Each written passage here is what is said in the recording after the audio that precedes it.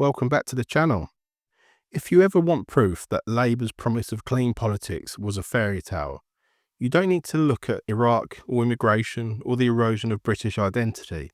You can go right back to the very beginning, to Tony Blair's first months in power, and watch the mask fall almost instantly.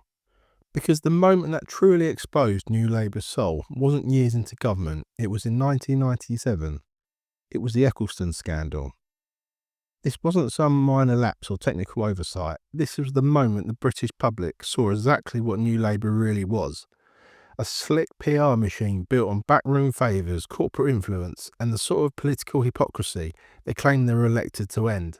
So let's set the scene. Blair sweeps into Downing Street, promising a new dawn. He tells the country that the sleaze of the major years is over, that Labour will restore trust in politics, and that he will govern with integrity and transparency. And then in barely 6 months, it is revealed that Bernie Eccleston, the billionaire Formula One boss, quietly donated £1 million to the Labour Party. Not proudly announced, not declared with fanfare, revealed only because journalists dug it out. At the same time, Blair's government was considering granting Formula One exemption from the upcoming ban on tobacco sponsorship. A ban Labour had been pushing hard as a moral crusade to protect public health. Convenient, isn't it?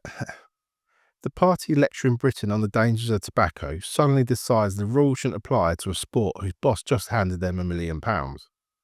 And when the scandal broke, what did Blair do? He didn't apologise, he didn't admit wrongdoing, he didn't acknowledge the obvious conflict of interest.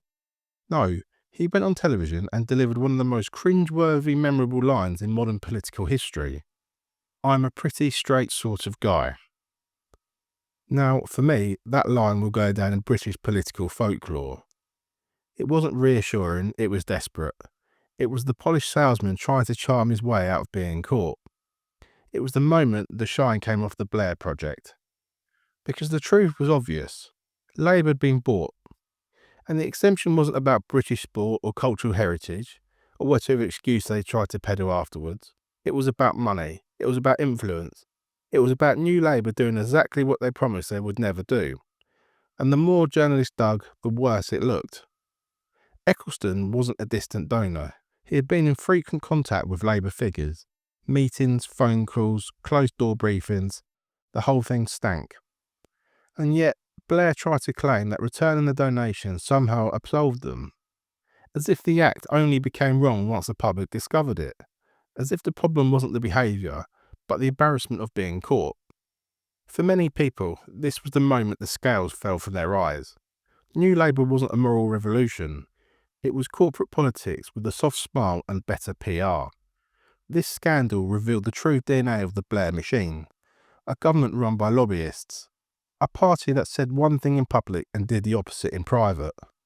An operation driven by access, influence and favours, not principle. And what's remarkable is how closely it mirrors the behaviour we're seeing again today under Keir Starmer.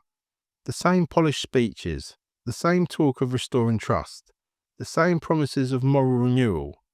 Yet, behind the scenes is the same Blair-era network, the same advisors, the same culture, and the same stench of entitlement and hypocrisy.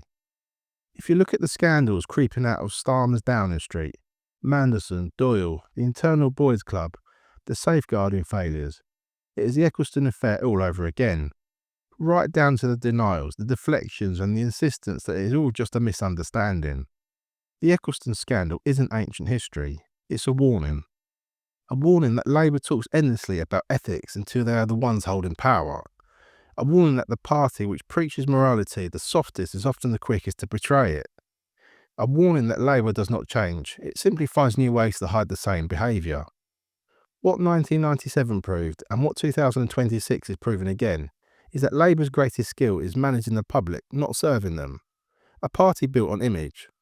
A party obsessed with presentation. A party that promises the world, then sells its integrity the moment the cameras turn away. The Blair-Eccleston scandal was the first crack in Labour's facade. And once you see that crack, you see the entire structure for what it really is. New Labour wasn't clean. It wasn't honest. It wasn't principled. It was power for sale. And every scandal since, from Iraq to the Lord's appointments to Starmer's moral chaos today, has simply confirmed it. Thanks for watching, guys. If you want more honest political commentary and don't want to miss what's really happening behind the headlines, hit that subscribe button and drop your thoughts in the comments below. And if you'd like to support the channel's independent work, there's a Buy Me a Coffee link in the description.